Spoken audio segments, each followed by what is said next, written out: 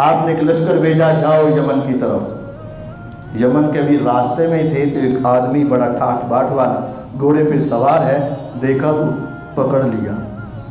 زیادہ لوگوں کو پتہ نہیں تھا یہ کون ہے، بس پکڑ لیا، لائے فربطوہ فی ساریۃ المسجد، لا کر مسجد کے ستون کے ساتھ رسیوں کے ساتھ باندھ دیا۔ یہ کون ہے؟ یہ یمن کا گورنر اور شہزادہ ہے۔ کیا نام ہے؟ سمامہ بن اسال اس کا نام ہے۔ نبی علیہ السلام نماز پڑھنے کے لیے مسجد میں تشریف لائے، قیدی باندھا ہوا ہے، پوچھا کیسے ہو؟ کہتا ہوں خیر ٹھیک ہوں۔ آپ نے فرمایا کیا ہونا چاہیے؟ کہتا ہے ان تنعم تنعم علی شاکر و ان تقتل تقتل ذا دم، تیری مرضی ہے، اگر احسان کرو گے تو تیرا شکریہ ادا کروں گا، اور اگر مجھے قتل کر دو گے تو میرے پیچھے پھر وہ بدلہ لینے والے ہیں، میں کوئی ویسا ایسا آدمی نہیں کہ جس کا پیچھا ہی نہ ہو۔ آپ ذرا غور کریں کہ جب آپ کے پاس دشمن آ جائے اور وہ قید ہو، باندھا ہوا ہو، اور اس کو اپنی جان کی فکر زیادہ ہوتی ہے، یا اس وقت بھی وہ سامنے سے مقابلہ کر رہا ہوتا ہے؟ یہ سمامہ مقابلہ کر رہے تھے۔ نبی علیہ السلام نے اس کے اس رویے کا یہ بھی حل تو ہو سکتا تھا نا، ارے تیری اکڑ ابھی ٹوٹی نہیں، پکڑو ذرا اس کو، لٹاؤ ذرا اس کو، لگاؤ ذرا اس کو پتا کرے کہ تم کس کے ہاں قیدی ہو کر آئے ہو۔ اتنا ہے۔ آپ نے اگلے دن پھر پوچھا کیف انت یا سمامہ، کیسے ہو؟ کہتا ہے وہی حال ہے تمہیں بتایا تھا، ان تقتل تقتل ذا دم و ان تنعم تنعم علی شاکر، قتل کرے گا تو پچھلے ہیں وہ آگے تیرے ساتھ نمٹ لیں گے، اور اگر چھوڑ دے گا تو تیرا شکریہ ادا کروں گا۔ آپ نے کچھ نہیں کہا۔ تیسرے دن پھر وہ اپنے اسی جملے پر اٹکا ہوا ہے، اور کوئی نرمی نہیں، کوئی شرمندگی نہیں، کوئی اس کے اندر لچک نہیں۔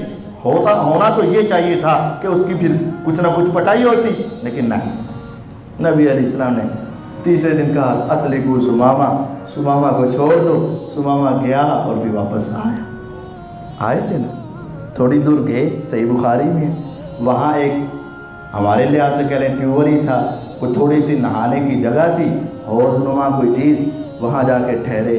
کہتے یار یہ کیسا انسان ہے، میں اکیلا تھا اور یہ سینکڑوں تھے، میں باندھا ہوا تھا اور یہ کھلے تھے، میں مجبور تھا، ان کے پاس طاقت تھی، میں نے برا رویہ بھی رکھا، اس نے مجھے کچھ نہیں کہا، اگلے دن بھی کچھ نہیں کہا، اگلے دن بھی کچھ نہیں کہا۔ اگر یہ دنیا کے لالچ میں ہوتا تو مجھ سے مال کا مطالبہ کرتا، یا اس کو اپنے نام کی عزت اور شہرت چاہتا ہوتا تو مجھے قتل کر کے اپنی بہادری کے تمغے لیتا، لیکن اس نے تو کچھ نہیں کیا۔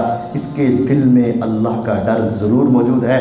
واپس آئے، آ کر کہنے لگے اشہد ان لا الہ الا اللہ و اشہد انک رسول اللہ صلی اللہ علیہ وسلم۔ پہلے دشمن تھا، اب دوست بنا۔ کعبے کے رب کی قسم، صحیح بخاری کی حدیث کے الفاظ ہیں، کہنے لگا یا محمد صلی اللہ علیہ وسلم ما علی وجہ الارض اوجہ ابغض الی من وجہک۔ چند لمحے سے پہلے پوری روئے زمین، مشرق مغرب شمال جنوب، عرب بھی عجم بھی، ساری دنیا میں مجھے سب سے برا چہرہ لگتا تھا تو تیرا لگتا تھا۔ اللہ کی قسم اب پوری روئے زمین میں سب سے زیادہ پیار اگر کسی چہرے سے ہے تو آقا تمہارے چہرے سے۔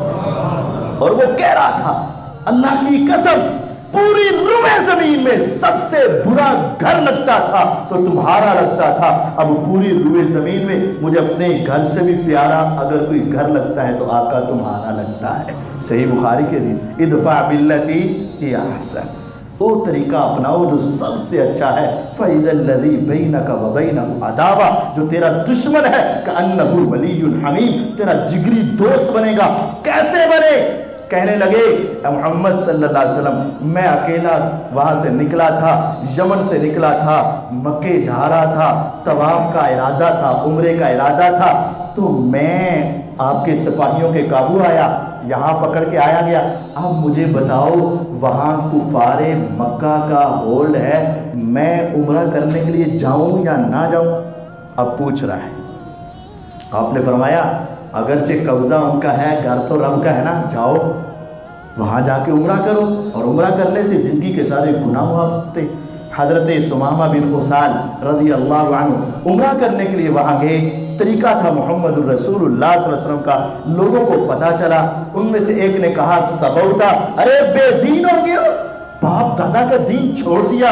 کہنے لگے میں تمہیں کیا پتا، میں بے دین تو پہلے تھا، دین تو مجھے اب ملا ہے، اسلام تو مجھے اب ملا ہے. ان کے ساتھ ناراض ہوئے اور وہاں یہ جملہ بولا، آج کے بعد مکے والوں سن لو، یمن کے علاقے سے جتنی گندم تمہارے علاقے میں آتی تھی ہنتا، وہاں سے ایک گندم کا دانہ بھی محمد کی اجازت کے بغیر نہیں آئے گا صلی اللہ علیہ وسلم. آج کے بعد آقا کہیں گے تو گندم آئے گی، ورنہ تمہارے علاقے میں میں تجارت کے لیے گندم کا ایک دانہ بھی یہاں آنے